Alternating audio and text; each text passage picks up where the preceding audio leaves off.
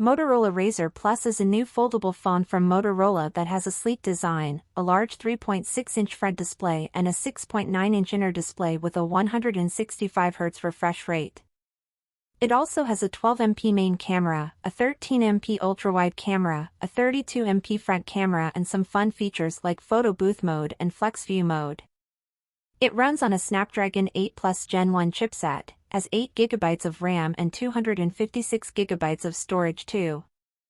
The battery capacity is 3,800 mAh and it supports 30W wired charging and 5W wireless charging.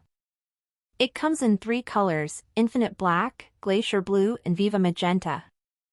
The price is $999 and it will be available for pre-order on June 16 and for sale on June 23.